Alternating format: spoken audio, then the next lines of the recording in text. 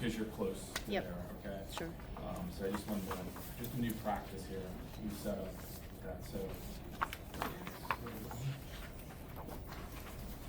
All right, okay, Mr. Leonard, I believe we're ready. I would like to call this meeting to order at 8:16. 8:16. And from my watch, it's all right.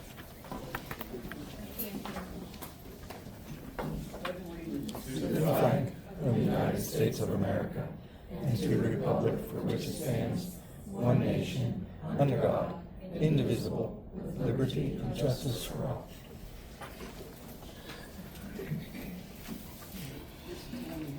Call the roll, please. Sure. Leonard, Here. Bretz, Here. Bisco. Here. Bojalad, Here. Dice-Roth, Here. Fike, Here. Humberger, Here. Mock, Here. Nemec, Here. Rao, Here. Shaw, Here. Cedar, Shear, Here. Toman, Here. Orlean, Here. Yurga.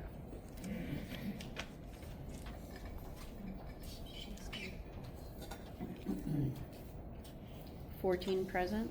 Missed me. Oh, Oh, no. oh, yeah. We're yeah. gonna vote you in. Okay, so- Yes, Yeah. yeah. There'll be another round. Yeah. Okay, we have a forum. Yep. I guess it would be executive session. We have personnel, executive session prior to this meeting, which we discuss personal and contract issues and receive some information and discussion on parking lot issues. And that information session, Tammy, ran from 7:50 PM to 8:13 PM for the information session. Executive session is from 6:15 to 7:50. Sorry to interrupt. Thank you. The next issue would be citizens' comments on agenda items. I do have a Stacy Bojack wants to speak regarding the board assessment. Well, I've been filling out those cards because it says fill it out even with, when it wasn't on the agenda. So I just did that, is it, like I had in the past. So am I to speak now, is it on the agenda, or I was going to make a public statement at the very end, and I always filled out those cards previously. So that'd be fine if you want to speak at the end. I'll ask you again. Is that what you're saying? Yes. Okay. It's not a voting item, it's an information item. If you look at section 19 under school board, you'll see that there is a reminder to the board for their PSBA self-assessment that's due September 5th. So it's not a voting item, but it is on the agenda. Should I wait to speak at that time then, or? That's totally up to you. Whatever you want. Yeah, I'm just saying, it's a little bit of a gray issue, but there is mention on the agenda. That's why I'm offering you the opportunity. If you had something you want to say now or later, it's fine with me. I can make it now. Are you going to speak on it at that time, or is it just something that's in passive? I can't hear you. He wants to know you're gonna speak on it at that time or just do it. No, there's Okay. no. So we're not gonna get any information about it, There other won't be than, discussion on it tonight. Limited, if any. okay. It's I'll literally a reminder, because the board, the board self-assessment was launched on Monday. And Okay. so, the board has until September 5th to complete that. And then, after that, PSBA then will do their analysis. And then we'll be visiting the board in executive session in September to go over those results of the self-assessment. And when will it be presented to the public? That would be for a board discussion to decide what would be released. I can't answer that. We'll get back to you on that, as they say. I'm not sure of the proper answer to that. That's, the whole board has to really discuss that a little bit. But the assessment is in process, but it's not real far along. Okay, next item 4, seek a motion for the approval of the minutes of the July July 7th meeting, and anybody can attend that meeting, make a motion to approve this. I make a motion, Bratz. We have a- Second, Tillman. We have a motion second, all in favor, aye. Aye. Opposed, nay. Motion carries. I'll move on to item 5, school board. Is there any motions that will need pulled for discussion? This will be a voice vote to be approved, SB 2526-001 and 2520. You make that Yeah, motion? there's only one. Yep, Yeah. Tillman. Second, Ralph. We have a motion second, all in favor, aye. Aye. Opposed, nay. Okay, now, that motion was to approve a new board member. Do you want to introduce yourself, or? Hi, I'm Christy Boyd, and I'm from Ligonier Valley School District. And now I would ask for a roll call. Mr. Solicitor, Yes. is, the new, board member allowed to vote on her own appointment? There would be nothing precluding her from voting on herself, but if she wants to abstain, so if there's an appearance of objectivity, she's more than welcome to do that. Okay, I It's will. like voting for yourself as president or vice president or whatever, you can do it. It's not a Okay. conflict under the Ethics Act, and I don't think it's gonna be turned down. Somehow, I think it's gonna be unanimous. Okay, I will include her in the roll call. And I'm not sure if Christy, Well, she can't vote because she isn't in yet. okay, Sorry about that. That's We okay. should've put the the horse Okay. before the cart.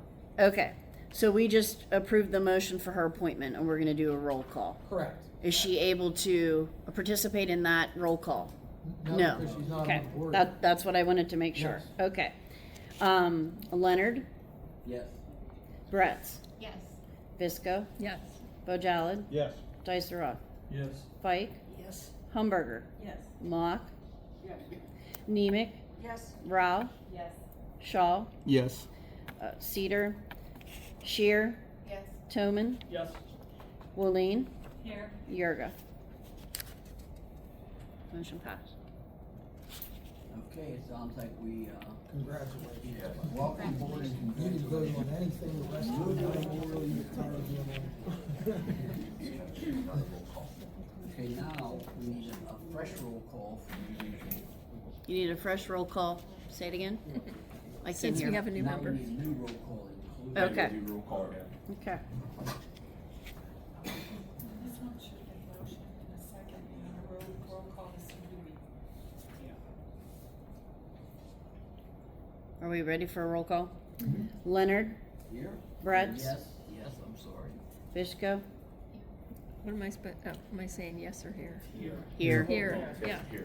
Bojalad, Here. Dicer-Roth, Here. Fike, Here. Humberger, Here. Mock, Nemec, Here. Rao, Shaw. Here. Oh, sorry. Did I She hear said Rao? present. Yes. Yes, present. okay. Here. Shaw, Here. Cedar's not here. Shear, Here. Toman, Here. Boyd, Here. Woolene, Here. Yurga. Thank you. Yep. Okay, we have a quorum to move forward. Item number 7, unless there's been a change, there has been no correspondence to discuss tonight. Move on to number 8, the WIU Foundation, which will include any comments by Ms. Janice Nemec, Ms. Sarah Yorga, as board representatives, Mrs. Luann North as president. Now, defer to Dr. Conway for his comments. No comments in particular, except our next meeting is September 9th at 7:30. Thank you. Anybody else? Conway? Nope, I'm good. Okay, moving right along to financial reports. Okay, this will be a voice vote, and You can't hear Yeah, we can't hear you when you speak. okay, I apologize for that. I almost have to eat this thing for anybody to hear me. Okay, this will be a voice vote, and they're on the motions approved FR 2526-001 to 006. Does any one of those need pulled for discussion? If If not, I would entertain a motion. Commissioner Mott? We have a motion second. Second, Bojella? We have a motion second. All in favor, aye. Aye. Opposed, nay. Motion carries. Now it's time for item number 10, which would be board committee reports. I believe none, since we didn't have committee meetings, but I'll verify that with Dr. Conway. Yeah, there were no board committee meetings since the last time the board met on July 7th. Okay, now we'll move on to item number 11, executive director report, Dr. Conway. All right, good evening. Thanks everyone for coming in. Thank you for your patience as we came out into the public later than normal. First item here is the Clairview PA system bid specs. Originally, we were going to have architect Dan Egan from Drum Collective. Tammy, did you want to discuss and share information regarding this item? Yes, I can provide limited information. Dan was no longer able to stay on the call. He had family waiting for him, so he had to disconnect from the call. We have been pursuing, so Joe Rice, who is the safety coordinator, applied for a grant with the PCCD several years ago now. I believe the grant goes back to 22-23 to put a new PA system in over at Clairview, and the grant was awarded for $70,000. It's been kind of put on hold and on hold and on hold. And we finally had the attempt to meet with the architect and have a physical drawing done. And now that we had technology back on board, Stephen was able to help with all of the tech issues that are involved in that. And so Dan was going to be here tonight to talk to you about the bid specs because we need to spend the grant and we need to get bid specs out for next summer so that we can get the project rolling. So it is up to the board if they want to approve the motion or if they want to table it, because you obviously didn't get to talk to the architect or see the information that he was going to present. But there is a motion in the finance section. We could always put it back on again. We have plenty of time to put it out to bid. What's the timeline that we have to spend it on? The grant, right now it was COVID money. So Joe has asked every year to put it on hold. So he asked to put it on hold for this past school year. So our goal was not to ask them again or forfeit the money. So we were going to try to spend it this year to have the PA system put in the summer. But the money's still sitting. Just to a PA system, the approval for the grant? What's that? Is the grant specific to a PA system technology? Yeah. Yes. And why has it been on hold since 2022? I think there was some up and down discussions based on what technology was over there. We were in the middle of a new telephone system and how that would interplay with it. The original quote we got from Computer Centerline in Greensburg, but it didn't include all the exterior cameras and speakers that needed to be done, and then that quote expired. So it's now just been kind of here until we had an architect on board that could write the specs and have an engineer come in and meet with technology and kind of go through the building to make sure we got what we needed. And it has to be publicly bid. So it just at this wasn't point, a priority for anybody to get that done. Is that what you're saying? no, that's not what I said. But at this point, Dan was not here at the meeting to kind of go over that with you, to give you that information, and I have not seen the physical layout as of yet. So if you want to table it, you're welcome to table it under the finance section, and we can bring that to you at the next meeting and have him here to go over that. We could even ask Joe. $70,000 is going to cover it? I don't know yet, because I've not seen it, but likely no. I think that was the original discussion, is that it will not cover it now. And that is FS 2526005. Okay. Yep. So you're welcome to table that since you weren't able to hear And if that. we come to that item, that will be something I will certainly mention under financial services. Table. All right, thank you, Tammy. Next up, we have guest Anthony Ditka, who's going to present about the revenue anticipation note, a RAM, and this is in response to the continued state budget impasse and money's not flowing to the intermediate unit. And so, Tammy, did you want to provide context before Anthony begins? Sure. I also wanted to mention that that motion is also under the finance section, and once we get to that and that is voted on, we're going to pause the meeting so that Anthony is able to collect the signatures he needs to move forward with the banks, because he will need the board secretary and the board president. So I'll introduce Anthony and let him talk about the RAN as it moves on.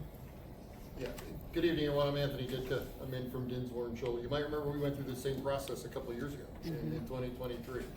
A tax anticipation note is simply a borrowing in the current year.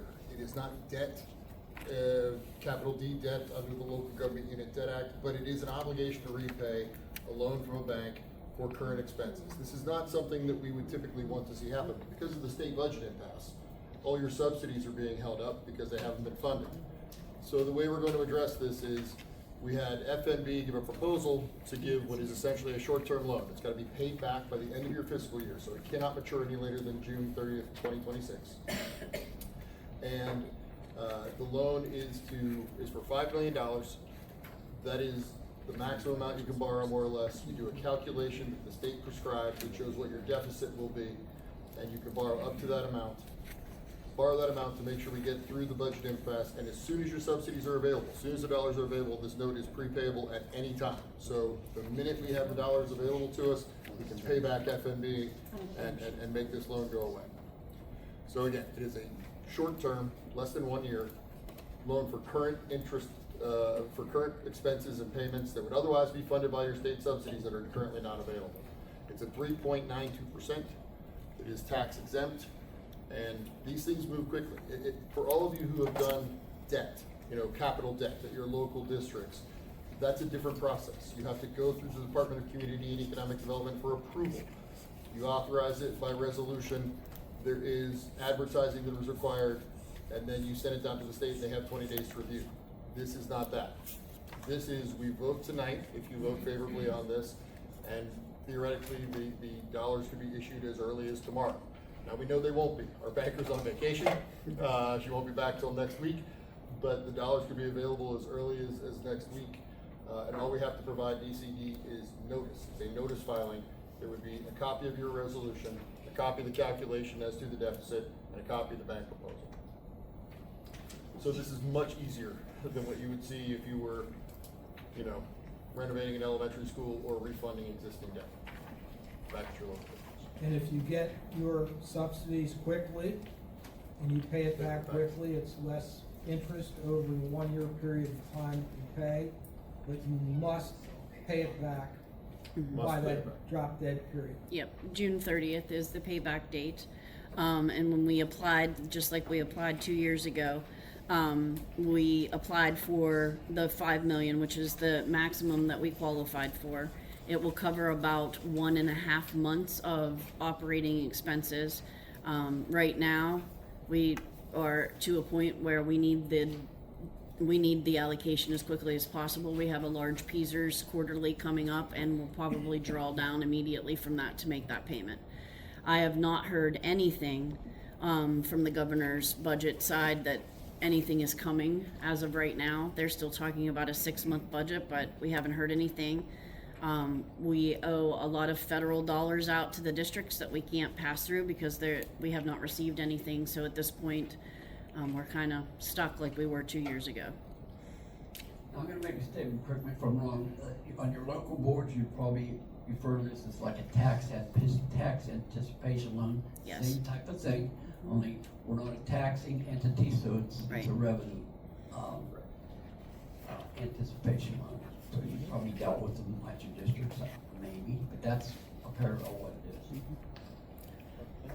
is. So is this just for our operating expenses, or is it for the pass-through money that comes through? It's just for This is operating operating expenses. Just for operating Yes, expenses? the pass-through money will have to kind of hang in there until we get the federal allocations. And I haven't got any answers from the federal government on when they can release them. So they're just kind of in a holding pattern at this point.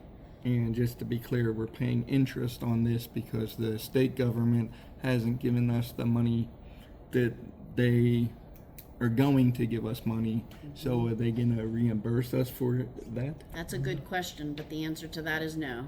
Probably. And are they gonna reimburse us for the money that they're making on the interest from the, That's a really good question too, and that answer is no. However, if we earn interest on that federal money, we have to return it. So it's kind of a double-edged sword there. Not good edges. Back in 2023, do you know how long it took us to pay that back? We didn't have to pay it back until June 30th, so when it closed, that's when we made the payment.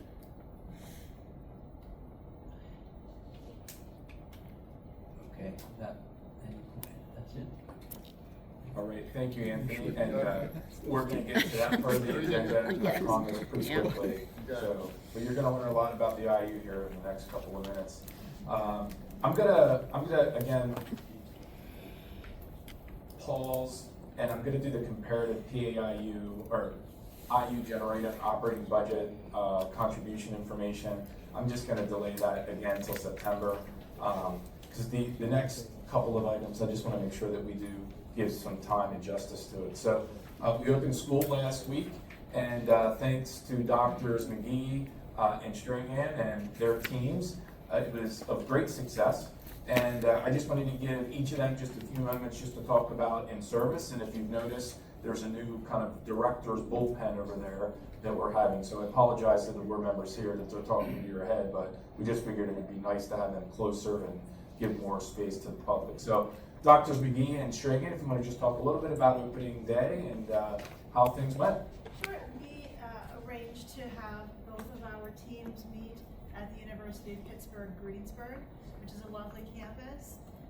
We met in the dining hall first, where we had a keynote speaker. One was Dr. Henderson, and one was a wonderful speaker that Dr. Stragan had seen before and brought in. He was very motivating. We got a lot of good feedback about that. The staff enjoyed breakfast. Following the keynote speakers, we went into several breakout sessions, which were taught by our own staff. And our folks were able to choose which sessions they'd like to go to. Each session related to topics like leadership or safe feeding techniques or improving communication strategies with families, things like that. And then in the afternoon, each supervisor took their team back to their work site or into a classroom at UPG to continue the in-service day. But we had a lot of really positive feedback from our staff members, and so we're thinking we'd like to use that location in the future. University staff was wonderful, accommodating, and very helpful. When you think about how a first day should feel, I think that our first day felt like that. You saw a lot of teachers and support staff that were happy, they were smiling, they were energetic. A lot of that had to deal with, we had such an amazing speaker. He is an adult in his 30s, he has autism, and he, at 2 years old, was part of an early intervention program here in the Commonwealth of Pennsylvania. And at 2 years old, he only had about 20 words in his vocabulary. And his mom was like, something's not right, I don't know what it is. And he attributes him learning how to speak from a speech therapist at an intermediate unit in an early intervention program. And so his talk is about his journey, learning how to talk, and how much an intermediate unit speech and language therapist had catapulted him and his family into him being who he is today. And so it was exactly what we needed to hear, the staff needed to hear when they needed to hear it. All right. Thank you very much, and appreciate and look forward to seeing next year's as well. And I believe, Dr. Henderson, your keynote was around creating value, connecting to the business strategy framework. So, yes. Just very briefly, if you don't mind, just No, sharing what not you at all. presented about. I will say following Ben is very hard.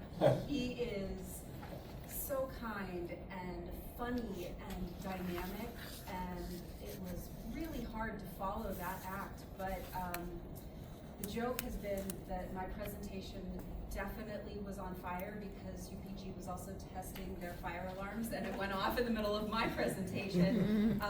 So we almost had a little mini evacuation drill, which Joe Rice was very proud of the way that we all handled that. He did a great job of stepping in and pretending like it was meant to happen. Yes, so we handled that well, but because of the fact that this year was our opportunity to finally roll out the ESA business strategy framework with our entire staff, our focus this year is going to be on how everybody within the organization can create value for all of our districts, all of our students, all of our staff members that we interact with in the districts, and all of our stakeholders.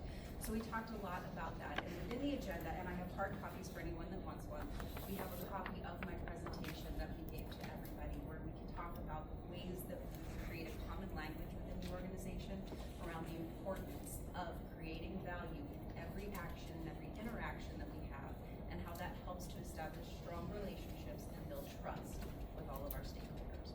That was the focus of the presentation. All right, thank you, Becky, and Dr. Henderson, I apologize. And that presentation, if you're interested, is attached in Agenda Manager for anyone that wants to see that. All right, thank you very much. So going to yet another all-star on the team, Dr. Cunningham.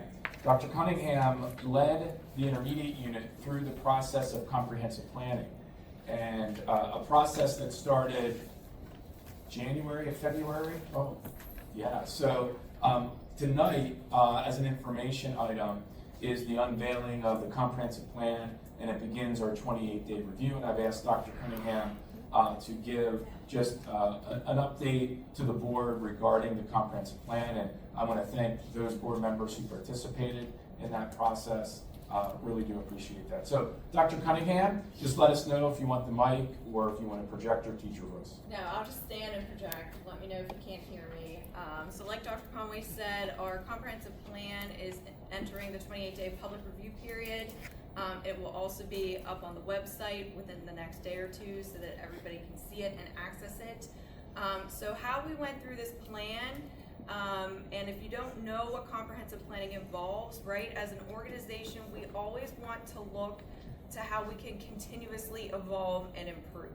Every 3 years, as a district, as an intermediate unit, we sit down and think about, right, what are our strengths, what are our challenges, and what can we do to improve, and what kind of plan can we create to set about that improvement. And so we started in January with a needs assessment. We did an internal needs assessment of our own employees, and we also did an external needs assessment of our district partners, stakeholders, and some of the community partners that we have as well. And so that needs assessment was out for about 3 weeks.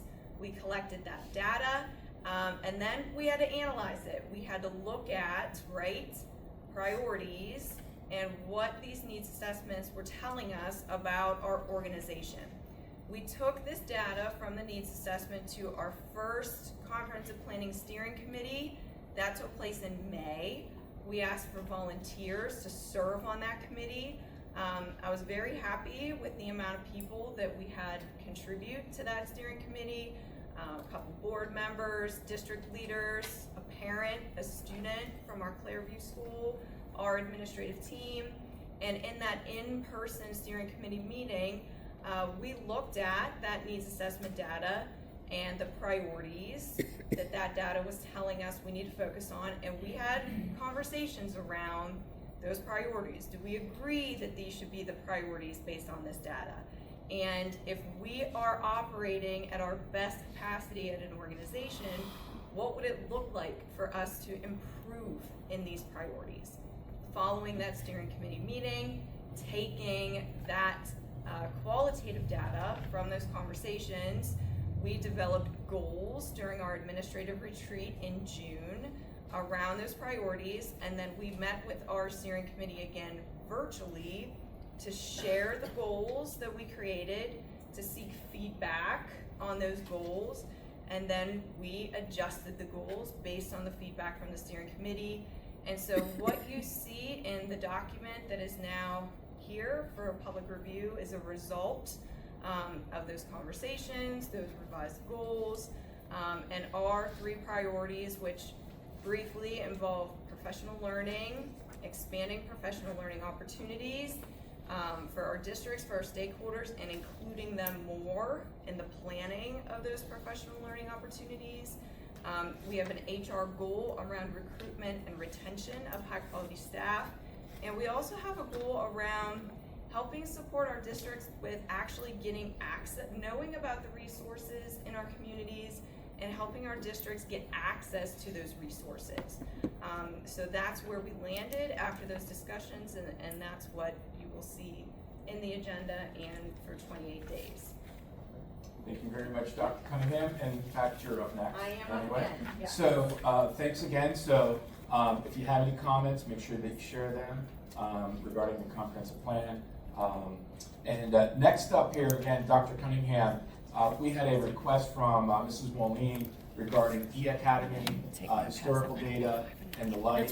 And so therefore, I asked Lauren, as the new Director of Curriculum and Professional Learning, to give the board an update on that requested information. So, Lauren, take it away.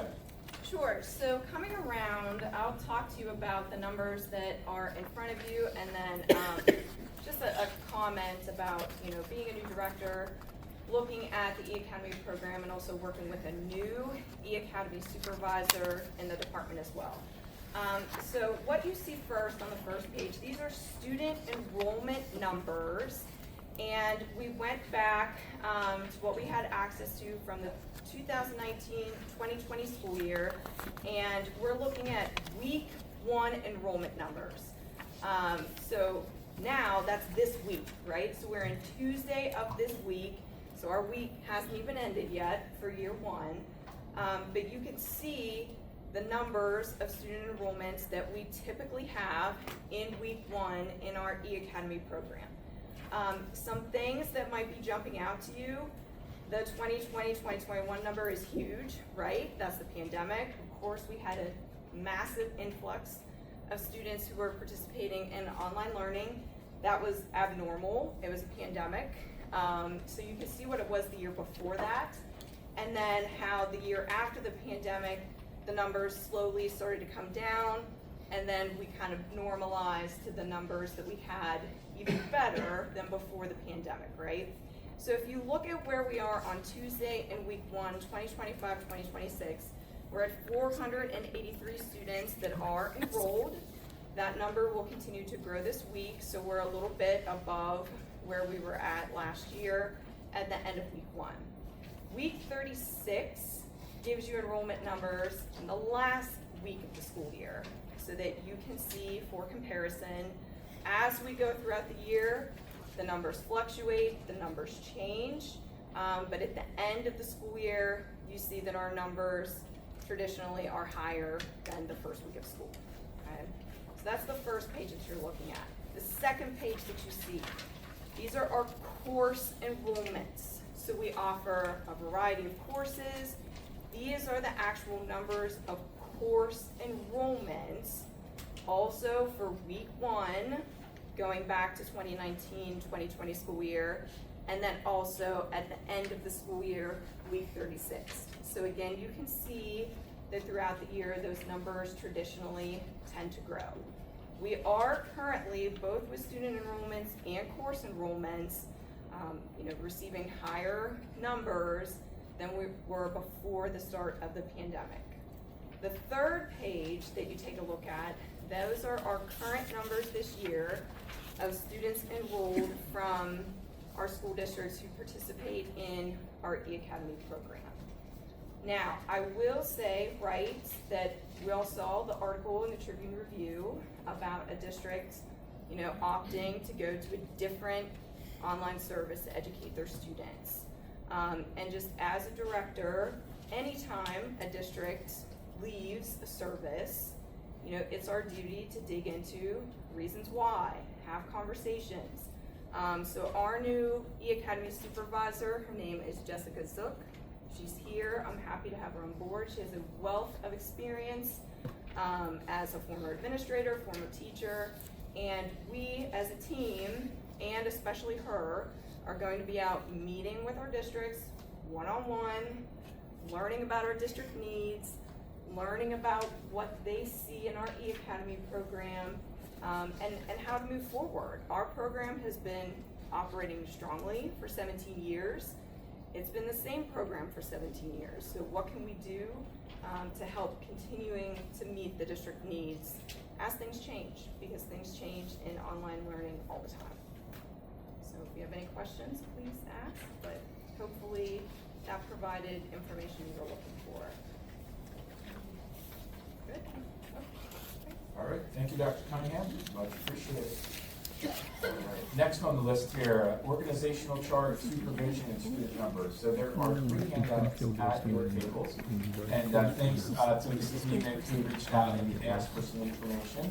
Hopefully this satisfies, and the whole school board gets the opportunity to see that data. So first, let's just talk about the organization chart. Special shout out goes to Mary Dreslick for redesigning the org chart. As you can see, it shows the different teams. So I'm going to look at the one where we see Tammy in the dead center on the top. All right, I'm going to look at that side.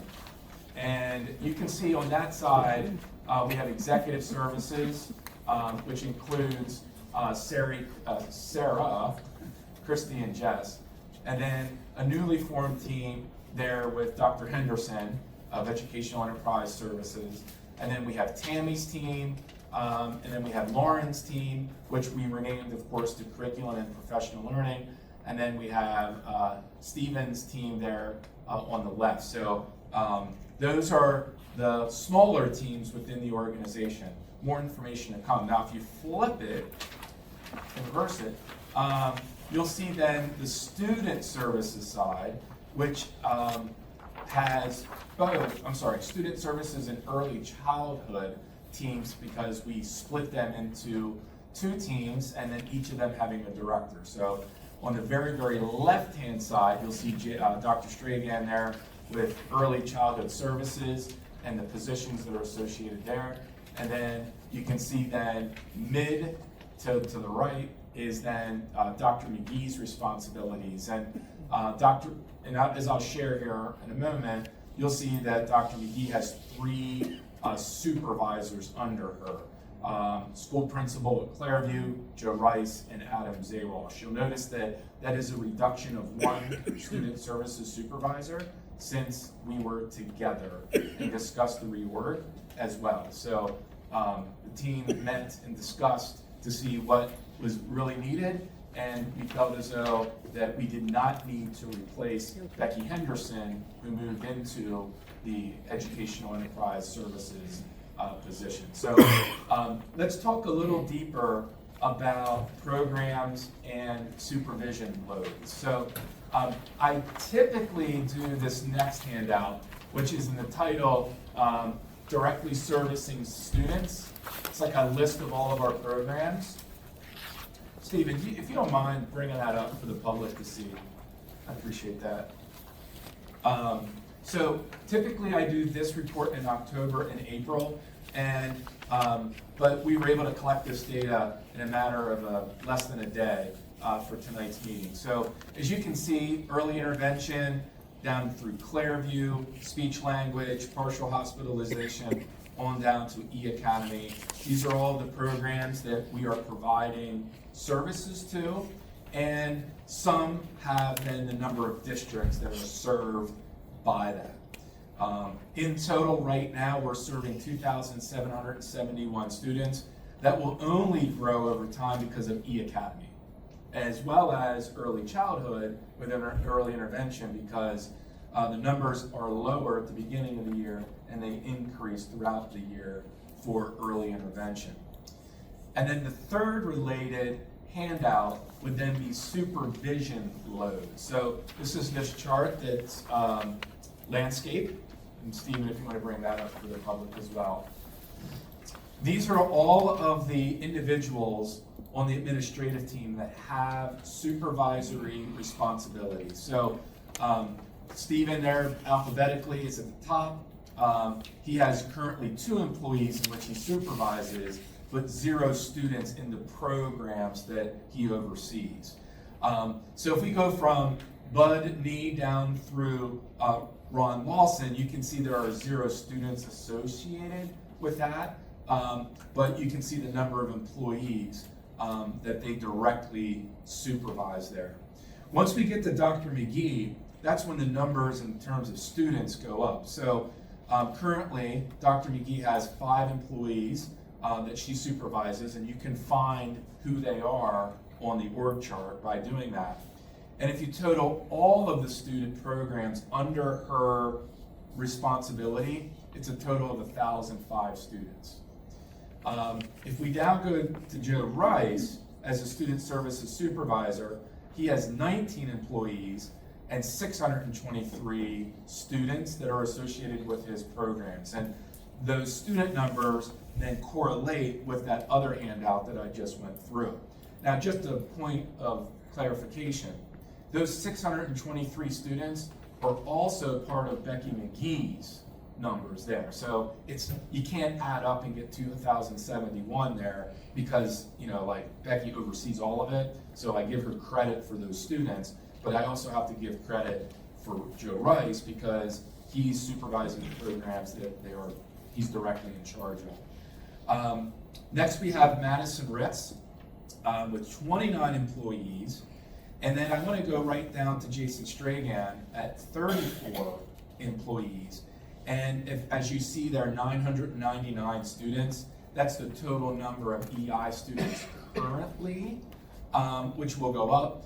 And there was no way to divide them between Madison and Jason in terms of who's in charge of what programs, because they both oversee early intervention with that.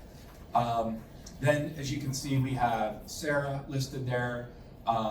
We also have Dan Syvac, principal, with 57 employees that he's supervising. Those numbers represent the evaluations that they do a year coming up here. And then Adam Zawash, a recent hire, 18 employees at 285. And then Jessica Zook, our curriculum and professional learning supervisor who oversees E-Academy, has 71 employees that she supervises. And then there's currently, and am I correct in that? We have the right number there, right? Currently 483 students in E-Academy, but we know that that's going to go up, with that. So these 3 documents work in concert with each other, hopefully to provide you a good set of data with that. So Mrs. Neiman, did that satisfy what you were looking for? You bet. Are there any questions that you might have about this data? And if not now, feel free to reach out or bring them to the next board meeting as well. Be happy to answer any of those questions. All right, well, Mr. President, that does conclude the Executive Director's report for this evening. Thank you. Item number 12 on our budget as we move ahead will be old business, which we have none listed. Item 13, Human Resource Services, and that would include HR 2526-001 through HR 2526-008. It will be a roll call vote. Are there any motions that need pulled for discussion? Yes, number HR 2526-007. I see it was added this morning. How is that working? Isn't that a violation of the Sunshine Act that you need 24 hours? And also, is there any executive attachments to it? Because I just saw this as I came in here tonight. Yeah, so when the agenda was published on Friday, we had a blank there because we had made the offer, I believe it was on Friday. We made the offer on Friday, and then she countered, and then we weren't able to then secure her acceptance until this morning. So that's why the name is added Okay, I as was of this just morning. And then your second question in terms of so there was no additional information, executive privilege information. Oh yeah, that's what I was just going to answer. Oh. Yeah, and actually at 8:15 this morning, I was then able to add the resume because that's exactly when I received, yes, she accepted. I couldn't put that on there right away because what if she didn't accept until this morning, when we knew. So that her resume is attached in Agenda Manager, and it was at 8:15. That's why that note is there. Okay. So you had a placeholder there. I had a placeholder on there. Yes, sir.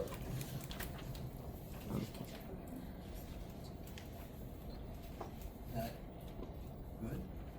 Yeah. The name is Julie Colano, salary 95,000, start date, still to be determined. To be determined, yes. It's Act 93 position, and it would be administration. And that would be, that should fill in the blanks that were left blank. Yeah, I just wondered, it was just added this morning, so I just saw it now as I was going through it, I just. Yeah, and I had that, I met with Dr. Conway earlier today, and we filled in the blanks, so that was a valid, legitimate question, so thank you. Okay, now, this is a roll call vote to approve HR.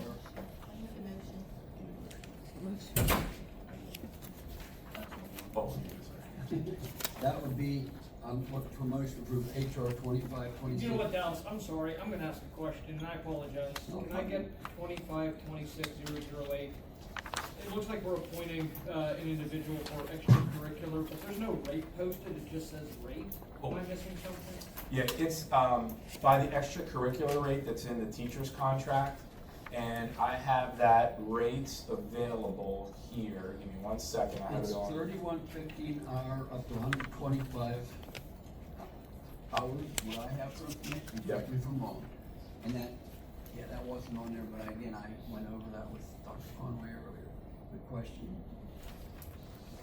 Yeah, and Luann Murtha was the lead educator last year as well.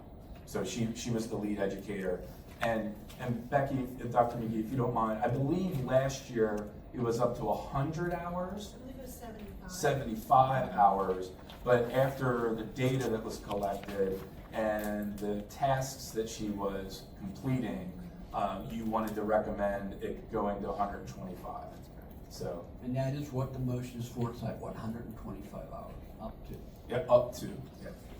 Okay, so again, we're looking for a motion to approve HR 25-26-001 through HR 25-26-008. This will be a roll call vote.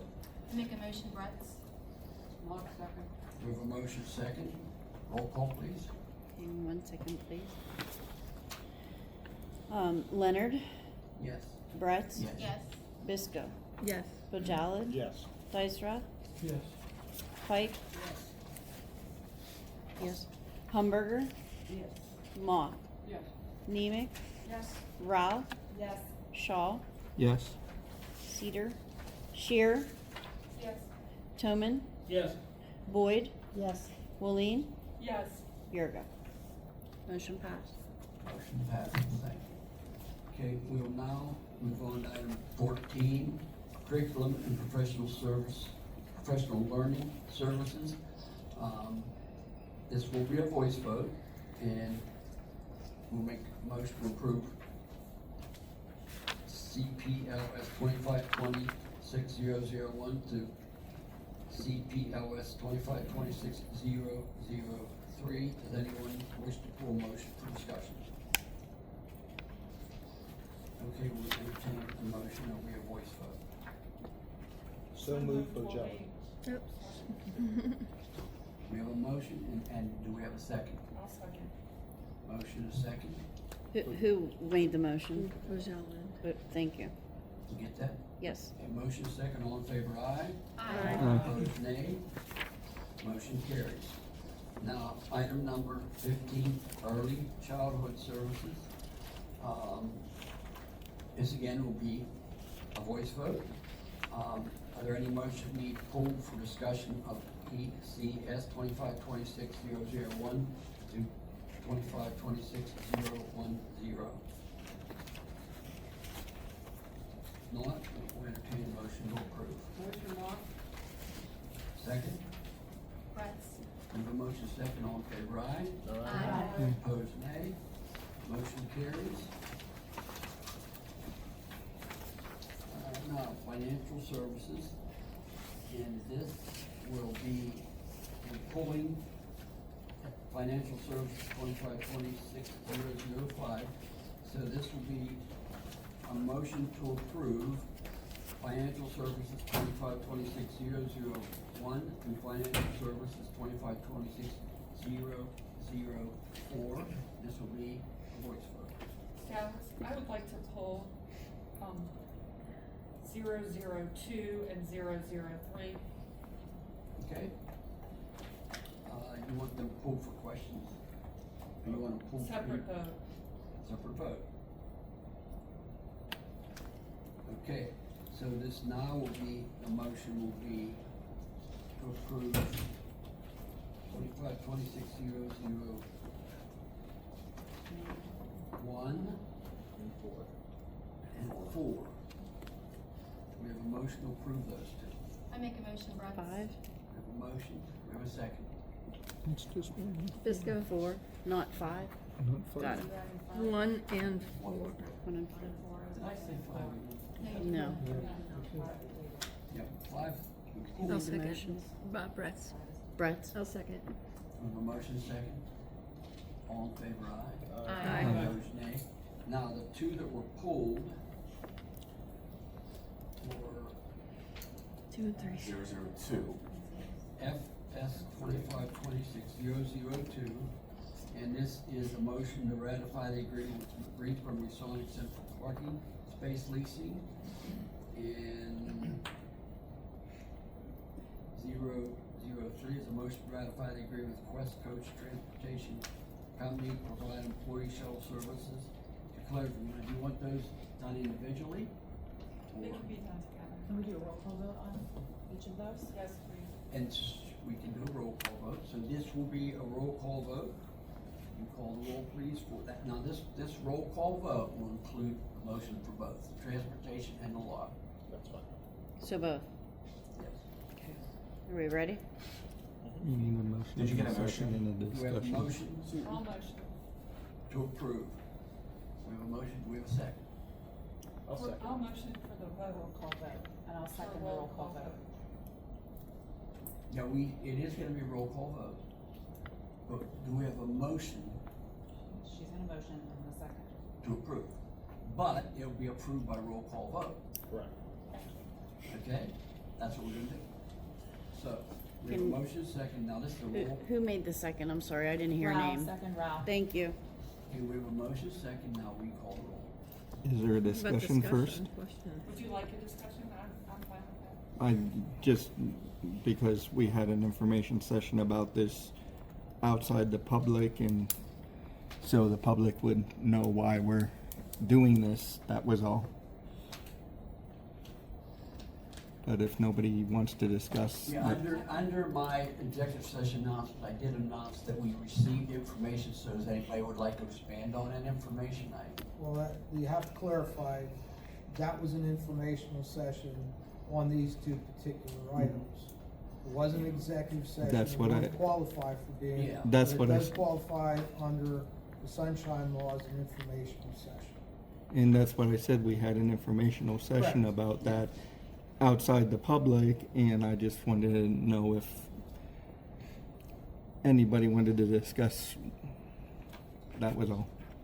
Anybody can feel clear to add any information they wish. My concern was that, the administration entered into these agreements without, prior notification of the board.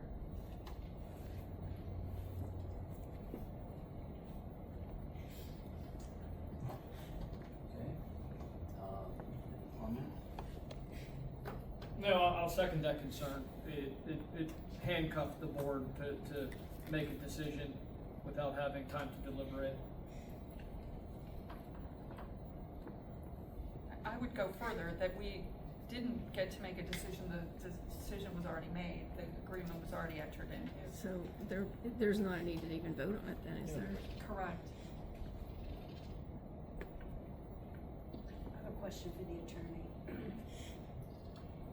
Describe for me what administrative rights he has in terms of taking action. Okay. really depends upon if there's prior authority that has been delegated in emergency situations. As was discussed in that informational session, this was an issue that was pressing, but certain individuals made notation that if this was brewing for a while, we should have known.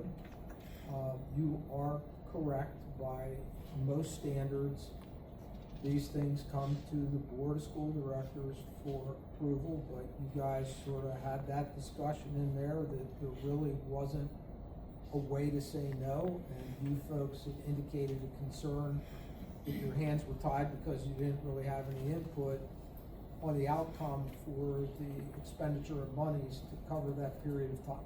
Is that factually accurate? Correct.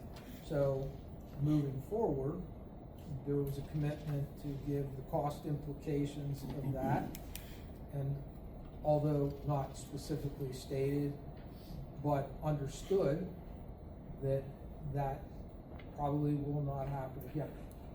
That was my takeaway from that discussion. So to answer your question, absent an emergency situation, that needs to come to the board. Is that helpful?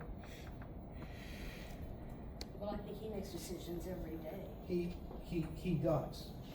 I think the other issue was the communication piece that was addressed by the two members at that end. And yes, sometimes people have to make decisions when you are left with no alternative. And that's an issue that needs to be talked through with administration and the board. I don't know if you have retreats, I don't know if you have surveys, but those are the issues that have to be worked through. I mean, as a rule, somebody might say, we had to enter into, or we're looking to this. All the points were well taken, were discussed. And I will say this, as far as informational dissemination, I'm not always, I don't visit board docs a lot. I didn't know if this did not get on the board documents and on notification of the board members, so I apologize. I didn't know, not a long time, but I did know a little bit about this, not all the details. But I didn't have the whole detailed information distributed to the board, so I just assumed, you know, what they say about assume. I just assumed that the other boards were made aware it was on board docs or somewhere out there. Apologize. So, I come up here a good bit to try to glean as much information I can to try to do this job as well as I can. And I don't always get that all there, everybody. I apologize for that. So, anyhow. This is an expense that is going to go back to our school districts. So I just want my district to be aware that this was a contract that was signed without my vote of a yes. I second that. I mean, it's $100,000. More than plus some. More than that, and our district's gonna be responsible for something that we did not vote for as a board. Okay. So do we need to, do we actually need to vote on this, is my question again. Well, you could always, I want to be on record. you could always do a motion asking the administration to unwind those contracts. Or attempt to unwind those contracts, if that's the board's desire. Well, if that's something that we assume to do, then we would have to make sure we move forward with some type of solution. I'm gonna speak a little louder, because I was told I couldn't be heard, but, we could always, as a board, make a motion directing the administration to unwind both of those agreements, or attempt to unwind them if that's the board's taste to do that. But that would have to be a different motion to do that, so. You can certainly do that. I remember when I hate to do this, when I was at Lycoming College, and it was the exam, and Ernie Giulio, professor, Dr. Ernie Giulio said, Carl, that was a great answer, but you didn't, when you shot it down, you didn't give me the alternative as to the fix. So the question is, that's a valid motion, but the issue is, what is the fix if you unwind them? And that goes to the administration to figure out what is the unwind them. But you can certainly do that, and I certainly understand it. Could they shorten the length of a motion? The agreement has already been signed for 1 year. Yeah, I will entertain Mr. Bojel's suggestion if somebody wants to make a motion, and if somebody wants to second the motion, whether it's him or somebody else. We can, let's do the vote first, and then is there discussion on this motion? well, I haven't made the motion yet. I think I'd like to see what the vote happens first, see what's voted down first. Yeah, I mean, can I just clarify, what happened yesterday? Wasn't yesterday first day of school? Right? First day? Yeah. The 20th, August 20th was the Okay, first day. so we've already been engaging these services for a couple of days now? It's August 20th. So, I mean, that's, you know, that's my point is that, you know, And this is what we're doing? yeah. August 20th was the first day of So school. we started, we're using the shuttle, we're using the parking lot. On What are we August doing 20th. on that? It's already been-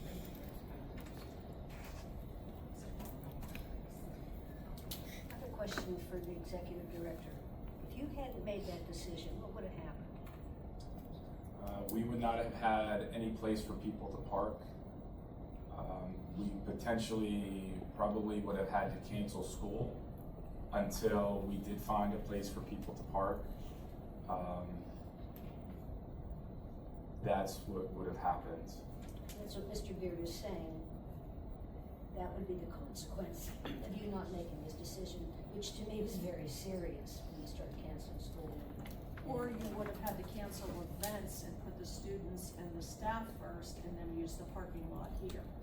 But Can I we- discuss the Which is who timeline? should come first. Yeah, The we- timeline started Students and the staff. July But we 14th. couldn't walk across those. Like, it still. wasn't just the Even- 20th, it was July 14th. So we've not known anything about this. And the thought of it started in July 14th. So we could have received. There could have been an email. emergency meeting, there could have been an emergency email, there could have been something that went to the board, to have the discussion prior to tonight.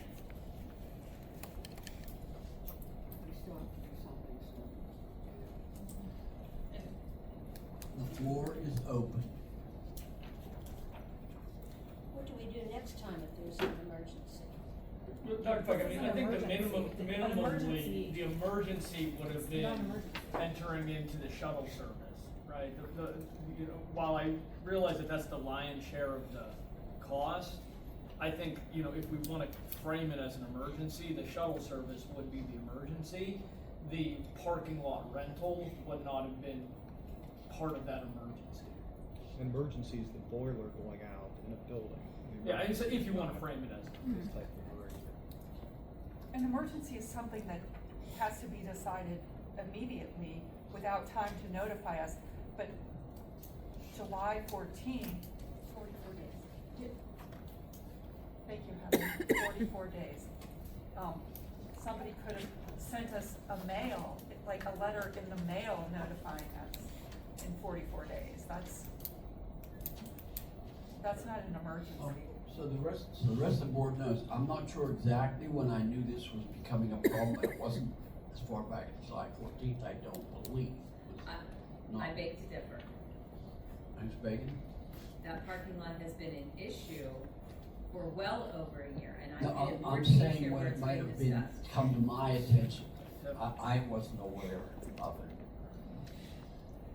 Yeah, I just wanna note that it was on the 26th of July that we did find that we couldn't go across the area. So the 14th was the original reach out, and then it took 12 days to hear back from them. So I just wanted to note that.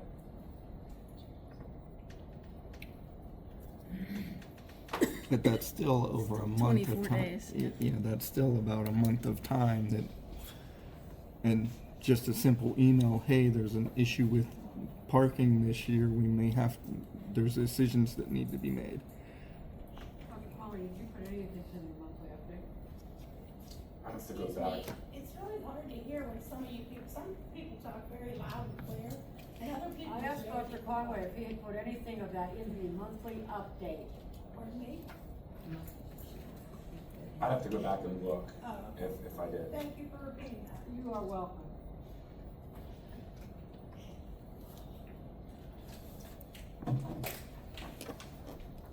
Well, we'll take the I, full. I don't wanna belabor this, but depending on the vote, you keep in mind, you have these two agreements.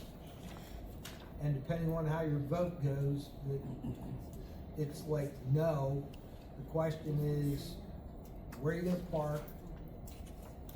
What's the, I just need to think it through, that's all I'm gonna say. I understand this scenario, and I understand completely, having done this for a long time, what that means tomorrow and the next day where people are gonna park, and they're gonna walk if there's no shuttle. I'm just letting you know that, and hopefully this doesn't happen in the future.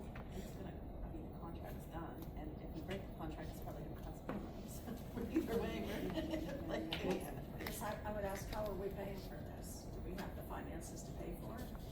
Because it's part of Clairview's tuition, it would go back to the districts like any other purchase that we would make mid-year that wasn't in the budget, for instance, for software or a building update or anything like that. That was the original discussion. Well, I mostly just want to make sure that it's in the minutes that two agreements were entered into, two contracts were entered into without board approval. I understand what you want. Yeah, and I'll be clear, I'm gonna vote yes for this because I feel that we were kind of handcuffed to this decision, and by trying to unwind it in the 11th hour here, to Carl's point, we don't have a solution, and at that point, it seems to be we're jeopardizing safety of staff, et cetera, by unwinding this in the middle of it already being operational. So, I think that, from my opinion, I have to approve it, but I'm disappointed in how this unfolded because it seemed like we had enough time to have a discussion point on it. I'm certainly going to vote against it, but I probably will not motion to unwind it, and let the chips fall where they may. Okay, we're seeking, or I don't remember if we got the motion, we're seeking a motion to approve FS 2526-002 and FS 2526-003 as stated in your agenda. And, yeah, it'll be a roll call vote, but we need a motion. I make a motion. You ready? We did that. We already did that, yeah. We'll lean in row. And then, Mr. Schultz, discussion. Okay. We discussed. Yeah. So we need a roll call, Okay, so we right? have a motion and a second. Yes? This will not be a voice vote, it'll be a roll call. So could you call the roll? Sure. What does a yes vote mean, and what does a no vote mean on this particular motion? You want to vote yes? A yes vote means we're gonna ratify these two agreements Yes after to the fact. approve No. To not approve. Correct. Okay, I just wanted to be So sure if you that vote there's yes, you're information on it. ratifying agreements that are already signed. Are we ready for a roll call? I'm ready for a roll call. Okay. Yeah, please. Leonard, Yes? Bretz, Yes. Bisco, No. Bajalid, No. Diceroth, Yes. Fike, Yes. Humberger, Yes. Mock, Yes. Nemec, No. Rao, No. Shaw,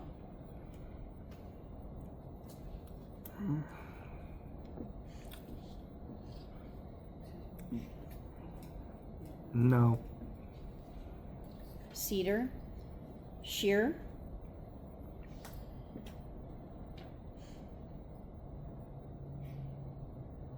Yes. Toman, Yes. Boyd, Yes. Woleen, No. and Yurga.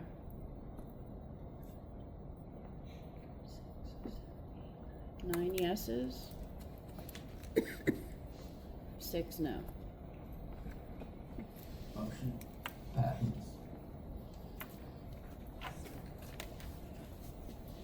Okay, now I believe this is where we could pause to sign. No. Do we have to vote to table the one For You have to- Draw Collective. Yeah, draw collective, so I think, Mr. President, I believe you have to ask for a motion to table. I'll make a motion to table FS 2526-005. Second, Ralph. Okay, we have a motion, second, all in favor, aye? Aye. Table. Opposed, nay? Motion carries. Yeah, so now, if we could just take a quick pause, just so we could do some signatures.